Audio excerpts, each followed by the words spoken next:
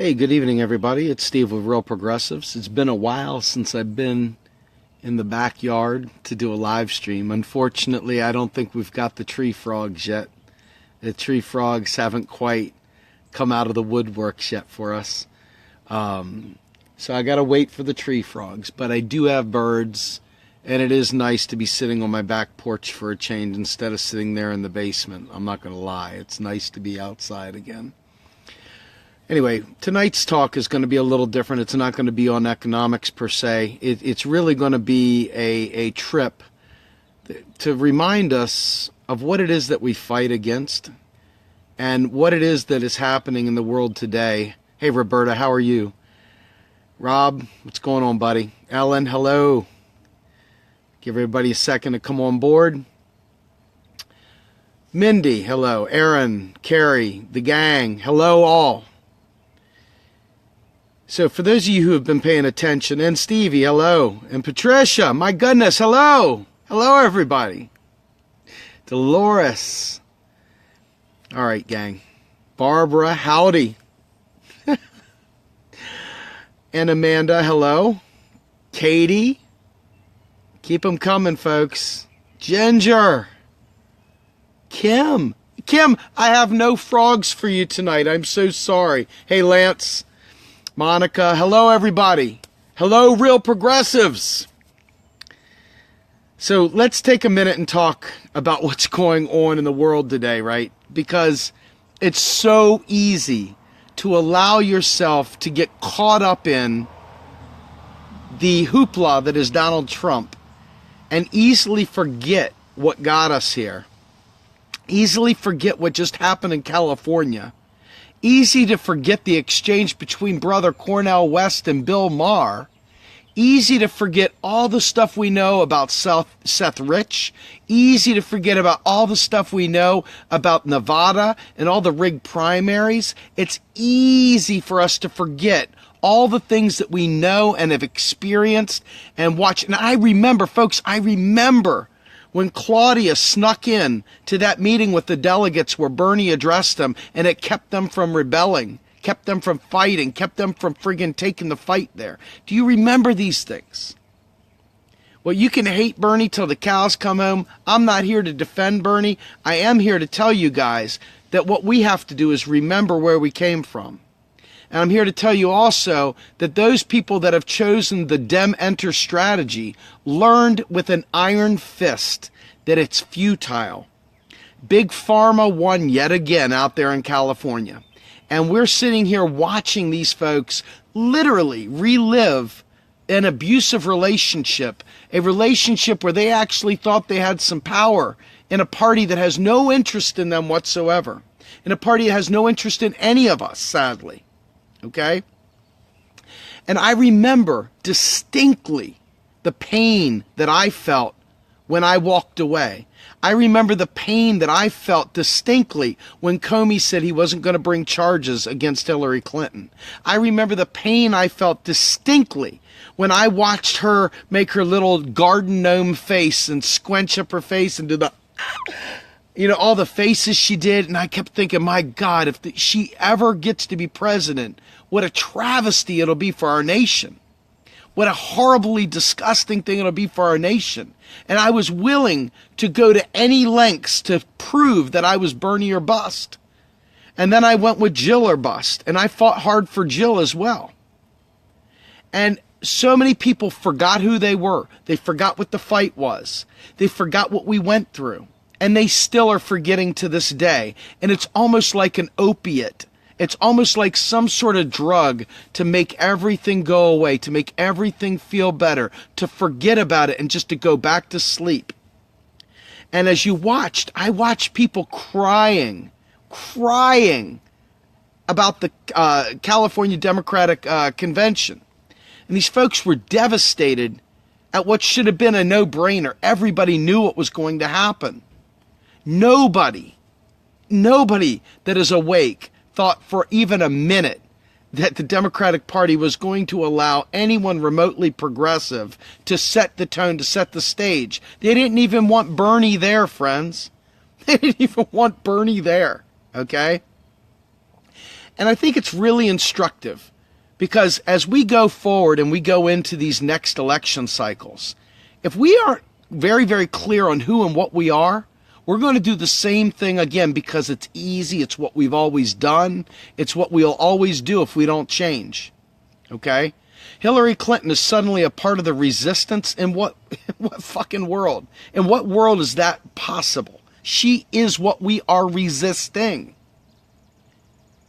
You know, this is the definition of insanity as we watch people literally clamoring back to the party as if there's some reasonable expectation that they can somehow or another change that which is dead. Like somehow or another they're going to make the Democratic Party Lazarus, bringing it back from the dead, speaking the dead into existence. The Walking Dead? I mean, right? But the truth is that every one of us has already experienced this again.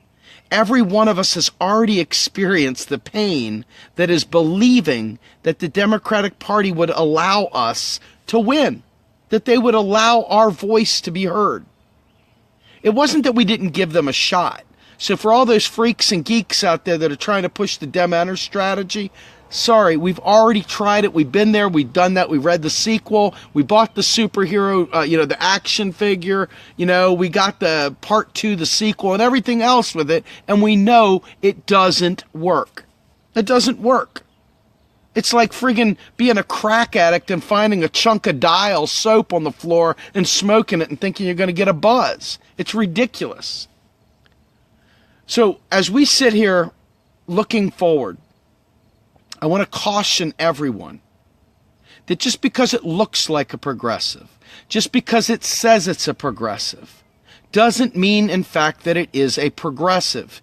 And what I mean by that is not that they have some special policy prescription, but there's a certain level of honesty that a progressive has to have, a certain level of truth-telling that should become inherent with anybody that is a quote-unquote progressive. And when you see people that carry the water of Nancy Pelosi, when you see people carrying the water for Dianne Feinstein, when you see them carrying the water for all the usual characters in the Democratic Party, and you somehow or another delude yourself to believe that by voting for them, you have somehow or another voted for the lesser evil, you are missing the point entirely. I would much rather see a rhino bearing at me and see it and say, yep, there's a fucking rhino right there. The motherfucker's going to spear me with his horn if I'm not careful. I would rather that than sit there and walk through tall grass being told it's paradise and getting bit by a cobra. That's the Clintons. That's the fucking neoliberals. They come off, they give you a sweet kiss as they shunt you right below the rib cage, up into your freaking kidney or your liver. Okay? This is the problem. If it smells like a conservative, and if it acts like a conservative, you got yourself a conservative. But if it doesn't smell right, if it doesn't look right, if it doesn't say the right words, doesn't understand what the fuck being a progressive is, if it has to qualify that it's a progressive who gets things done, you don't have a progressive. You don't have a progressive. You don't have a progressive at all. Now, to those people who still are living in the Democratic Party, I don't hate you. Hell, I love you to death. You're one of ours. We just need you to come out here and help us join the real revolution. It's not inside that party. It's outside. And you know what? We may have to live in the wilderness for a few years. We may have to suffer to get a few steps ahead. We might. Then again, maybe we won't if you guys can wake up, break from the stupor. My God, do you know how many people, and this is no joke, having actually been around revolutionaries that have put it on the line, having gotten arrested, things like that, folks that I respect. When I see fake revolutionaries having catered sit-ins, when I see people that don't really fucking get the pain and suffering of the average person, of the 99%, and I see people listen to them and I see them cry about it, when I see people, oh my God, I love you, Tulsi. I love you. I love you. When I see people in love with politicians, I say, have you learned nothing yet? Have you learned nothing yet? Politicians are our servants. They are not there to be worshipped. They are not there to be idolized. They are not there to be a rock star. They're not there to be a superhero. They're there to serve us, we the people. And when I see people fanboy over politicians, I ask myself, what is wrong with you? Have you been a Politico for about, 15 minutes? You just cutting your teeth on this election cycle? Which is fine, we need people to come in. But when you see this fanboy shit, when you see people protecting and falling in love and crying and, they're missing the point. They're missing the point. Now, I have said on my own terms that I support the draft, Bertie, for a People's Party. Why is that?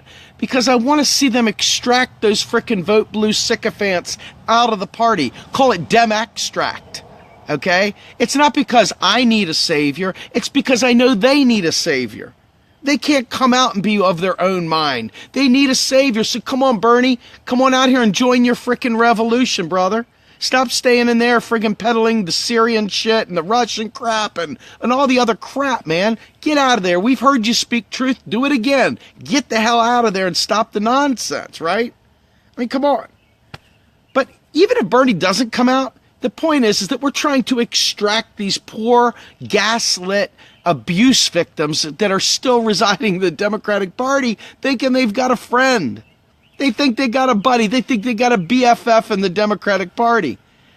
They know someone who knows someone, and so therefore they know someone, so that makes it all good. Mama said. Don't you hate the mama saids? That's what I call them, the mama saids. The people that vote because mama said and daddy said, the mama and daddy saids. Those folks right there are not thinking. They're downright asleep. And that's what a lot of those folks still in there are.